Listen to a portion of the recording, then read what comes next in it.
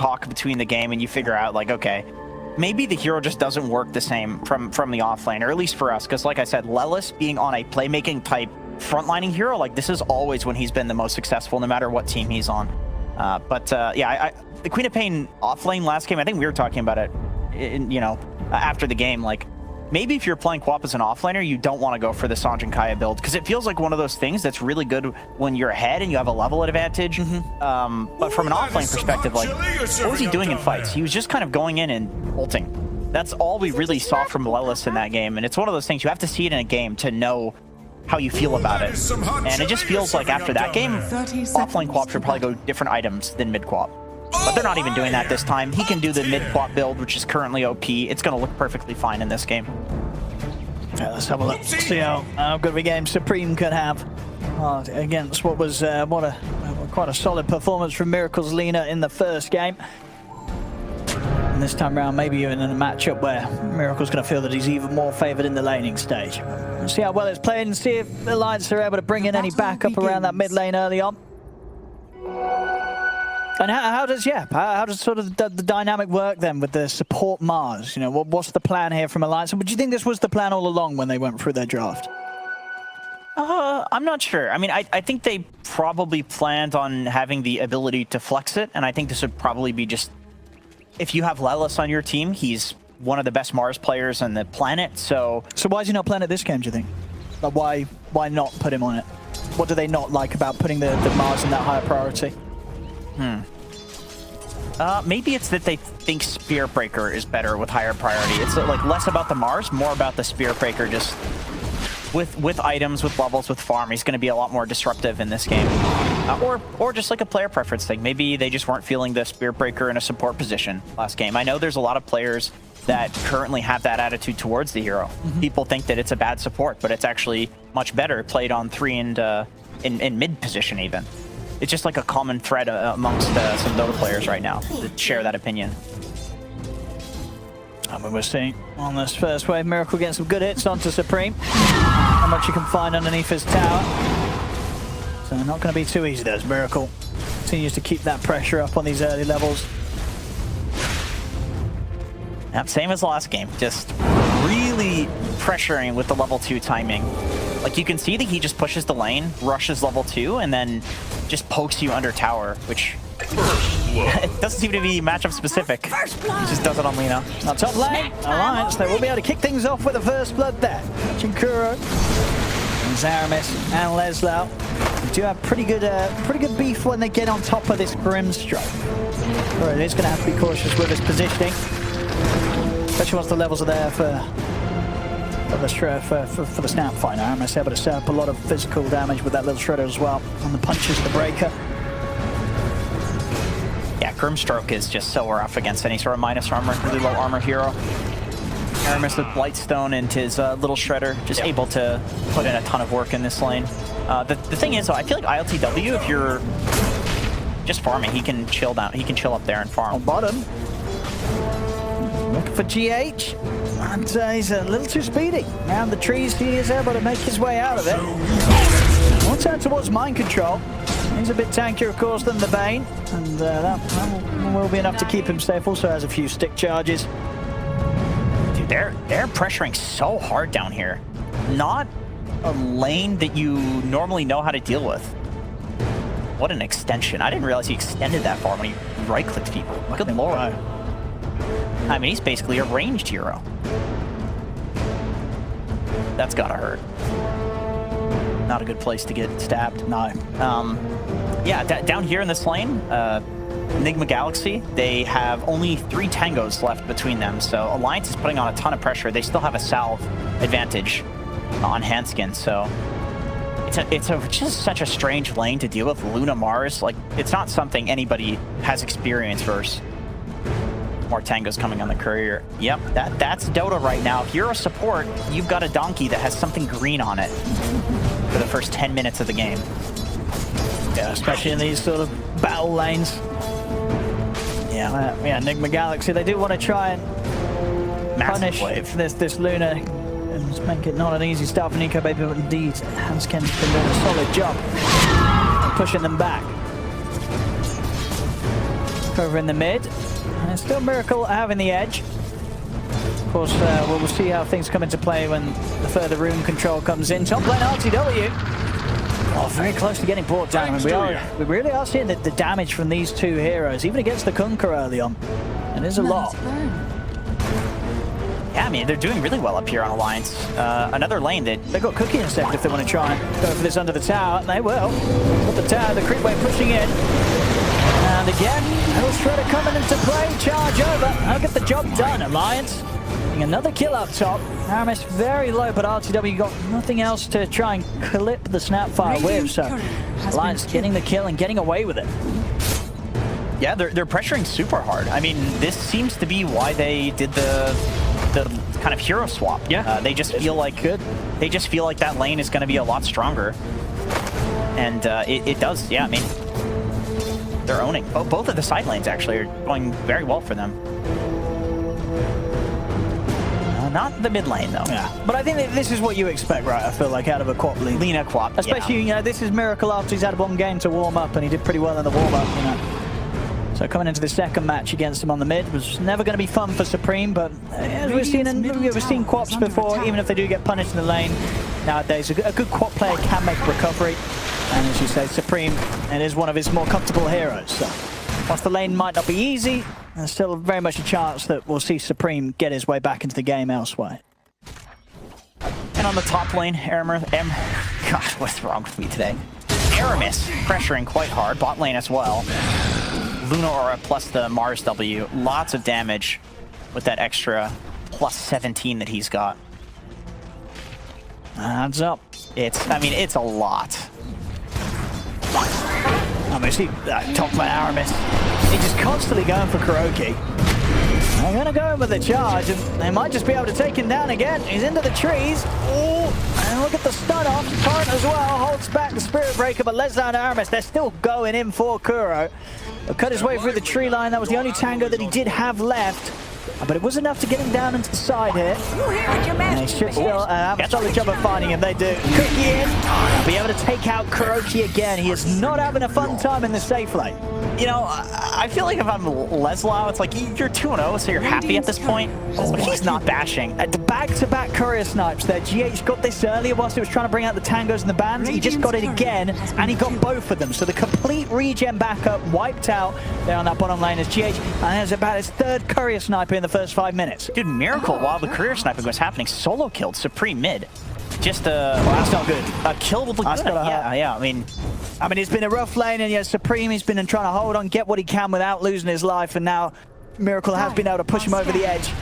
Now, yeah, as I said, he can make a recovery on the quad, but it's going to be very, very hard, especially against Alina, a couple of levels ahead of him. And as I say, the Miracle here.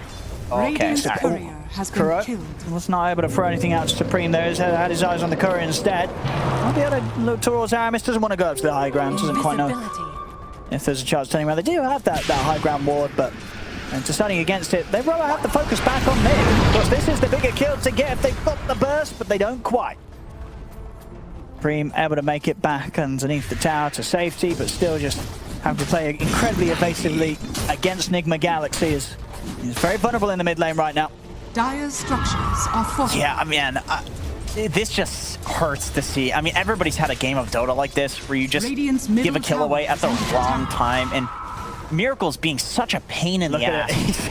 Like, sneaking around it. He's gonna get Aramis. He's got a Laguna. There we go. Another one for Miracle in the mid. There's this tower 7 minutes in. Yeah, taking some heavy pressure. This is just an immense amount of pressure. And the thing is, like, Miracle getting that kill there it's a kill. You're cool with that, right? That's great. But the worst part about it is Supreme is still level 5. He just got zoned from like 3 or 4 creep waves. He's up against a level almost 8 Miracle. I mean, what a stomp. But he did, as I said, he doubling his network, dude. But this is the thing where he kind of signed up for it. You know, they played against Lina last game on the DK, and Supreme was like, you know what, let me try it with the Quap this time. Yeah. It was always going to be harder. Maybe he didn't quite expect it to be as tough as it played out. My goodness. Yeah, this is... I mean, how the hell do you recover from this? Like, you need your Queen of Pain to get some space. And Lelis is having a decent game, so he can probably make it for his co-op. Supreme's going to try and come in and get some action down bottom, but I mean, they know even with a Sonic Wave, it wouldn't be enough to nuke through Mind Control at the moment. He's going to be fine. That's not enough burst damage. Mind Control's able to walk it off. And in a game where you're behind as a co-op and you're looking for every little thing to try and get you back in, when your first Sonic Wave doesn't get you some action, that's now 2 minutes that you're under-leveled, and without the Sonic Wave, can't really have much impact. It's going to be tough. Yeah, and he's got 2 levels in Shadow Strike, so he was playing for the lane dominating build, and so he's not really able to farm as quickly right now and recover. So that, I mean, look at this as well. Kuro and GH, they've just been sitting around the mid, setting up for all these kills for Miracle to pick up. He grabs another one, few hundred gold away from what looks to be sort of a pre-10 minute boost to travel. Dire's bottom tower is under attack. Yeah, I like that they're sitting here. I mean, they're just identifying like how poorly this lane is going for Supreme, and that they can massively pressure the tower just by existing here. It's like we saw what the Bane plus Lina did in the last game. If you can get a Nightmare after the Lina stun, you set up for the next one, and so you're going to get a kill. Like, even without Laguna, you'll probably get a kill. So just being here from Nigma means that they're getting all of this pressure on the map, and then you have a Kunkka in the side lane. Like, he doesn't care. He's going to keep farming. Nightstalker's going to keep farming. It's nighttime. He's super comfortable. And I feel like there's going to be that sort of ever-looming pressure on the co-op in the sense that, you know, we've all been in these games where you play this sort of hero mid that wants to make these moves, get these kills, but when you're playing against a team where the 2 side lane cores are like some of the beefier heroes in the game, it's just very hard to see when you're going to have a window to do much with this mid co-op, right? You're never going to have the burst to take down a Nightstalker or a Kunkka. These are not front heroes to jump into and try and combo. You probably need to go with both of the supports, to be honest, and just try to kill Kunkka. But you also don't want to lose the mid tower, so I can see why they're sitting here, but it almost feels like it's a lost cause at this point. So they're going to go for GH, and they will get it. Quick setup from Leslau. It's the kill put into place for Supreme. Okay, so they get a kill using Lelis' strength here. He's got his Oblivion Staff completed on Lelis, Phase Boot, so he's tanky, does a good amount of damage. Radiant's they can make some things happen based off of his strength for sure. Yeah. It doesn't feel like it's really possible to hold this tower, though. I understand the desire to do it because losing your mid tower early, especially in like a crushing lane like this, it's just one of the worst feeling things. At least they get to deny. A bit of morale there for the team. Okay, now, Hanskin? I think he's looking pretty dead. That is a solo kill on a catapult wave. Top lane, that's a dead Spirit Breaker. Mid lane, Miracle being sneaky. He is just not letting up, man. Like, I mean, is he going to get something with this? Were they aware? I don't think they would be aware he's coming in. I think they saw that he picked they saw that he picked the invis. Oh! Look at that! I bet the old Tumbler's toy action gets Nico Baby to safety. It won't save Aramis, though. He goes down. And, Alliance, see if they can catch any members of Nigma Galaxy. Spear won't quite have the range to flip GH the tree. Supreme, he jumps in. He blinked in. He blinked in. Okay. And didn't quite have anything to turn around and catch him with immediately. Charge over from Leslau. We're able to get it onto the 2 of them with the ult back onto Miracle. They will burst the Lina. Meanwhile, LTW's in with the combo onto Nico Baby. Takes him down. Kuro and GH, they will be chased upon. Supreme up to the high ground. Brings down Kuroki. And now they have RTW coming in with a hard hit, so they got enough to take out Supreme. They don't. He's out and away. Will get X-Mark back, but with the arena control, they take out ILTW before he's able to get his hands on Supreme again. So, all things said and done, Alliance, that's a good hit back there. They take the fight on their side of the map. And Supreme able to get involved in some of this action, which is going to help propel him back towards where he wants to be in this game. Yeah, Lelis has his full Echo Saber completed now, so Alliance looks a lot better when playing in a game where Lelis is empowered and also is a hero that can go in and start stuff. Yeah, I mean, like, Lelis is definitely carrying this portion of the game, it feels. Yeah, 100%. And yeah, and not something you would necessarily expect a Spirit Breaker to do. I mean, it's a stunning... And look at this Tumbler's toy. Ooh, baby. Beautiful jump there.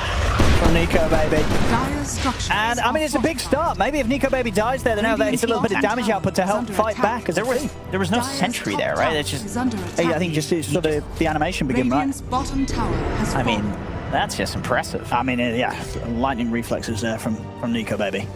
Dire's top tower is under If Jail attack. does that to you, it's gives you these just absolutely mind-blowing reflexes. Well, that's it. I mean, because, you know, Nico You Baby, always have to be defensive. he had a tough game in game one. Maybe that's the sign of at the start of, you know, things kind of just switching on from here in this game too. It's very anime, sort of. Yeah. Maybe this is the turnaround. Top lane. He's maybe going to be able to be put on hold as he takes a full combo to the face. He's going to be fine though. The arena's out. Lella's charging out of the back lines, holds back the two supports, but yet she's still able to get the grip down onto Handskin. Handskin goes out. Aramis as well also caught there thanks to the soulbind of Kuroki. Radiant's top Nigma Galaxy, they'll take the three of them. They'll lose ILTW, Radiant structures. but they'll take the favor. Here's 3 for 1, and this tier 1 to go down. They're seeing if they can set up onto Supreme. Not quite. Supreme makes it out with a blink. They won't actually be able to push out the tower yet either. Dude, Supreme got a lot of XP for that kill, because that was technically a solo kill on Radiant's top ILTW tower there. is under attack. Because his dagger picked him down way away from anybody else. Yeah, I think so. After sort of the Roman war off. He was left low. Mid lane. Supreme's coming to help out. There's 4 heroes here. Yeah, he's got to be cautious. We'll blink away. So lose Hansken underneath the tower quite quickly after he's back in the game. The 4K lead here for Nigma Galaxy. And I guess one sort of saving grace relies this time around is that Nigma Galaxy can't really do Roshan that easy with their lineup this time, so unlikely to lose that objective early on if they lose fights like this. And of course they themselves, they have the much better effort around Rosh. So if Alliance could take the fight, they could take the Roshan. Okay, GH here with a quick setup. Leslie and Aramis. TP's coming in from Nigma Galaxy, but Alliance would still be happy to fight this. So Lelis, he's ready to get back in on top of mind control. Supreme, I'll be able to break him away from the silence with the cookie. Further TP's coming in. The kiss is starting to get laid down as Leslie is going to look to get in on this. Great knockback with the ultimate jump ball from Supreme with the burn. Lelis, he's going to be able to set up for them to kill off Miracle. Stays on top of the backlines here, pushing Kuro into the trees. Hanskin's got the lockdown control onto ILTW. So RTW will be able to step out of the arena as it comes to an end. Of a bash thrown in from Leslie. They try to turn in onto the Spirit Breaker. The boat comes crashing down as well onto him. They'll finally be able to get rid of that pesky Spirit Breaker. And by the looks of it, Hansken as well. Jump over onto the bars. The torrent catch from RTW takes down Hansken. And the grip set up as well. Cause of the death of Aramis. And they will manage to take out the 3 of them at the end of it all. It was a good start from Alliance there, but just goes on a little too long, and they try and force it too much, and it cost them 3 lives. Yeah, I mean, that's the like that was a great start. That was really cool that they were using the Snapfire kisses to set up for the Spirit Breaker charge. In the river. He's pretty tanky. He has got an inventory, but they have protection. They do. Sentries down on the ground. Radiant's top tower Okay, is yeah, under that's attack. not quite tanky enough. And yeah, 2 levels Crippling Fear. Brimstroke Bug, like there's so much silence to do. Nico, baby. He's in a pretty scary place up high. I don't think they're getting the squishy Luna out of this safely. They're not. And with a nightmare set up, GH is ready to set it up into a couple of kills here to add to the tally of Nigma Galaxy. Yeah, man, Nigma just, they look hungry in both of these games. See the builds are phase drums on the Kunkka. Yeah, they're just hunting. They're playing for early game completely. They've looked so good since they've pivoted to this sort of play style where they have ILTW on something that's much more active and then Miracle on something that can be active but also farms. Hansken is trying to hide in the trees, but with the night time of the Night Stalker mind control, he sees it all. Radiant's middle tower is under attack. Alliance, they're just bleeding, man. They're just bleeding after that dive towards the top lane. I mean, it's starting to go a similar way to game 1, right, where we've really got to see Alliance pull themselves together and make one of these coordinated moves. We've really got to look towards the Imps. They're attempting to get online. Nico, Baby, and Supreme, they're definitely making the calls to say we want to get these BKBs on before we fight. So, I mean, we're just in Nigma Galaxy have a bit of a poke at Roshan, but as I said, they're not really going to be able to do Rosh that quickly. So we'll see if they do try and force it. Now, I think I mean, R2W, he wants to. Yeah, Lita's probably the best Roche taking hero. Yeah, Miracle's got some damage. On this side of it, when that's the case, it's not so good. But they have such an advantage that they can basically take it, you know, whatever fight. Yeah, it doesn't matter if it's not fast. They're more than happy to take a group up head on head. Yeah, LTW is actually going for a BKB, but he just goes for the Ogre Axe and then is going into an AC. So they feel... Oh, okay. Wait, they're giving Miracle solo XP for this? As well as smoking out? This is cool. This is really cool, because you're not expecting this timing. I'm still not expecting this. As they're on the way, and they'll certainly be able to take him out at the same time as well. By looking from the bottom tower, they've come in and wrapped around on the rest of the Alliance. They've caught Lelis. All right, that was sick. Like, I don't think I've seen that before. Because what's the team making a move before Roshan does? Because imagine you hear Roshan has fallen to the Dire, and then all of a sudden people show up a second later.